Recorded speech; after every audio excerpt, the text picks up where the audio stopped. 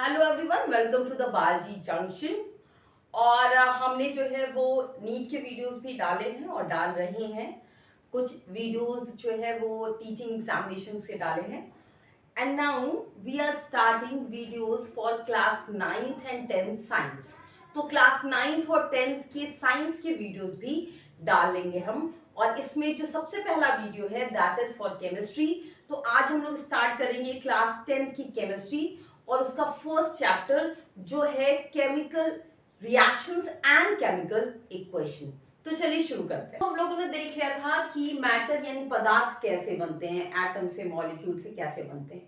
पर क्या ऐसा होता है कि जो जैसा है वैसा ही रहे?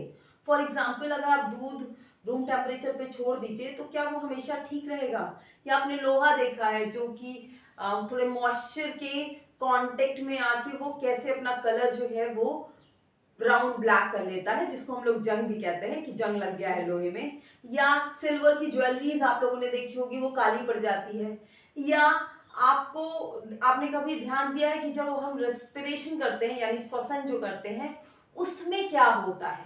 तो एक्चुअल में इन सब में कुछ रिएक्शंस होते हैं जिसके थ्रू जो है वो कुछ और प्रोडक्ट बनता है। तो इनको कहते हैं रासायनिक अभिक्रिया। यानी कि रसायनों में जो अभिक्रिया होती है उसे कहते हैं रासायनिक अभिक्रिया। अब इस रासायनिक अभिक्रिया को कैसे रिप्रेजेंट करते हैं? तो इसको रिप्रेजेंट करते हैं थ्रू अ केमिकल इक्वेशन या रासायनिक समीकरण के फॉर्म में। समीकरण कैसा होता है? फॉर एग्जाम्पल एक एग्जाम्पल है एनसीईआरटी का, that is important one also. Magnesium ribbon को अगर हम जलाएं, ये मैग्नीशियम का रिबन है, और अगर हम इसको जलाएं यानी कि जलाना आप जानते हैं, ऑक्सीजन से रिएक्ट कराएं तो बन जाता है मैग्नीशियम ऑक्साइड यानी कि व्हाइट कलर का पाउडर बन जाता है। अब ये जो है that is a chemical equation या रासायनिक समीकरण। अब इसमें आप देख रहे हैं कि बीच में एरो है, ये यहां जनरली कंडीशन लिखी जाती है जिसकी प्रेजेंस में ये बना है। जैसे यहाँ पे ये हीट है, आपने यहाँ पे हीट किया है, तो ये एरो है जिसके एक तरफ राइट साइड में कुछ है और लेफ्ट साइड में भी कुछ है। तो जो लेफ्ट साइड में होता है इसको कहते हैं रिएक्टेंट या हिंदी में अभिकारक,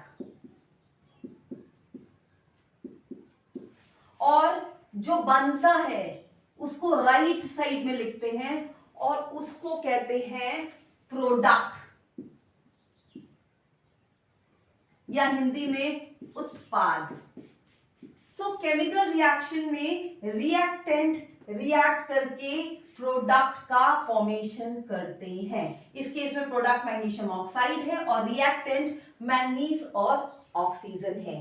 कभी कभी जो केमिकल इक्वेशन होते हैं यहाँ ब्रैकेट में उसकी फिजिकल स्टेट को भी मेंशन किया जाता है, जैसे मैंगनीज सॉलिड में है, ऑक्सीजन गैस में है और मैग्नीशियम ऑक्साइड ये सॉलिड स्टेट में है। तो ऐसे भी केमिकल रिएक्शन को हम क्या करते हैं, रिप्रेजेंट करते हैं। So that is chemical reaction and chemical equation. Now अगर आपको याद हो तो मैंने आपको केमिकल रिएक्शन के लिए या केमिकल कॉम्बिनेशन के लिए एक लॉ बताया था, law of conservation of mass. तो यहाँ पे अगर आप देखेंगे तो यहाँ पे ऑक्सीजन 2 है जबकि यहाँ पे एक ही है, तो मास ऑक्सीजन का यहाँ कम है। तो ये इक्वेशन जो है वो law of conservation of mass को रिप्रेजेंट नहीं करता। ये केवल ये बता रहा है कि ये इससे रिएक्ट करके ये बना रहा है, कितना बना रहा है इस चीज को ये नहीं बता रहा है। तो ऐसे इक्वेशंस को जो कि बैलेंस्ड नहीं हो, जो संतुलित नहीं हो, उनको कहते हैं स्केलेटन केमिकल इक्वेशन या हिंदी में इसको कहते हैं कंकाल रासायनिक समीकरण।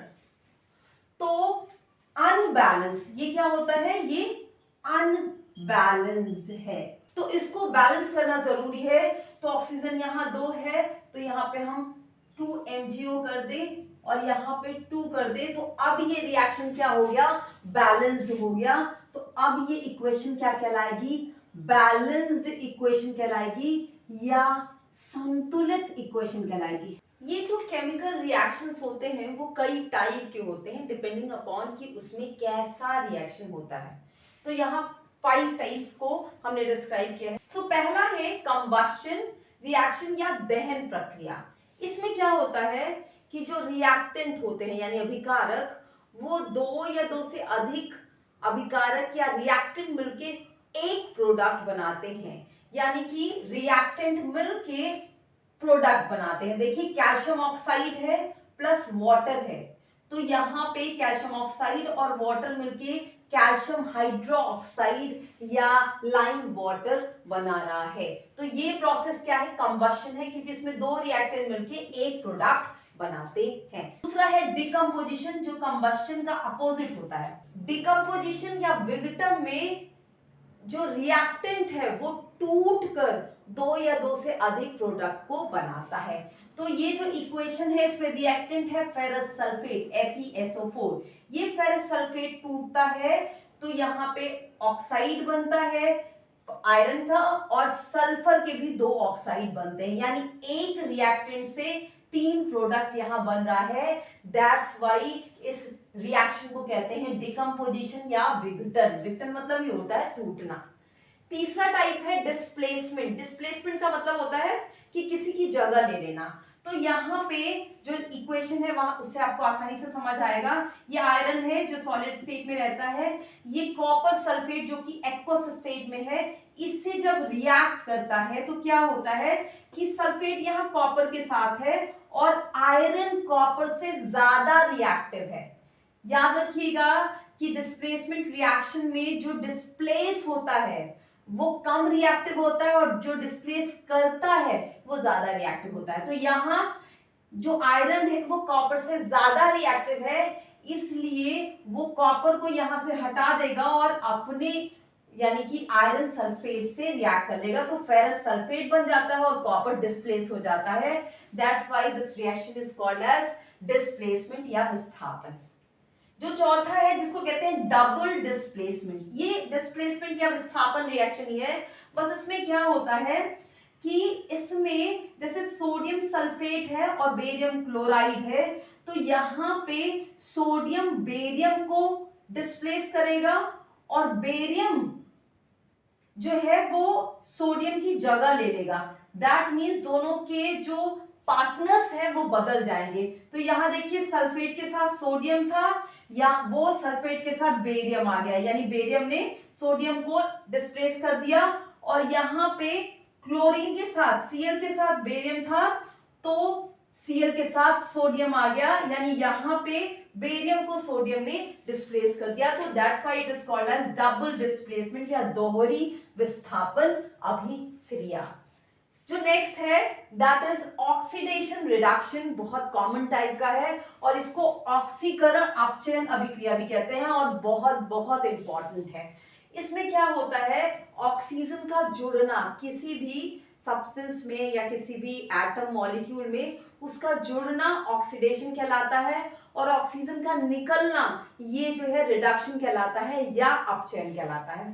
तो यहाँ जो पहला इक्वेशन है उसमें देखिए कॉपर में ऑक्सीजन जुड़ गया और ये ऑक्साइड बन गया, तो ये क्या है, ये ऑक्सीडेशन रिएक्शन है। दूसरी रिएक्शन में अगर देखेंगे तो ऑलरेडी जो है ऑक्साइड है कॉपर का, और इसके साथ जब हाइड्रोजन आया, यानी जब ये हाइड्रोजन के साथ रिएक्ट किया तो कॉपर जो है उसके साथ से ऑक्सीजन निकल गया, वाटर बन गया, और यहाँ पे कॉपर जो है वो रिड्यूस हो गया क्योंकि इससे ऑक्सीजन क्या हो गया, निकल गया। इसलिए ये क्या है, ये जो है ये कॉपर का यहाँ रिडक्शन हो रहा है, लेकिन यहाँ हाइड्रोजन का क्या हो रहा है, ऑक्सीडेशन हो रहा है। क्योंकि हाइड्रोजन में ऑक्सीजन जुड़ रहा है इसलिए हाइड्रोजन को ऑक्सीडेशन हो रहा है। जो कॉपर का ऑक्साइड है उसमें कॉपर से ऑक्सीजन निकल रहा है, इसलिए कॉपर का रिडक्शन हो रहा है। सो ये 5 तरीके के रिएक्शंस हैं, एग्जाम में इससे रिलेटेड क्वेश्चंस आते हैं, सो इसको अच्छे से पढ़ लीजिएगा। अब कुछ डेली लाइफ के कुछ एग्जांपल्स हैं जिसमें ये ऑक्सीडेशन और रिडक्शन प्रोसेस होता है। इसके दो एग्जांपल्स हम लोग थोड़ा सा पढ़ लें। एक को कहते हैं रस्टिंग।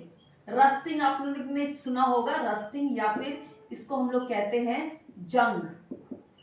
इसमें क्या होता है, इसमें मेटल्स, जनरली मेटल्स के ऊपर एक दूसरे कलर की कवरिंग हो जाती है या लेयर लग जाती है जब वो पुराना हो जाता है या वो मॉइस्चर और एयर के कांटेक्ट में आता है।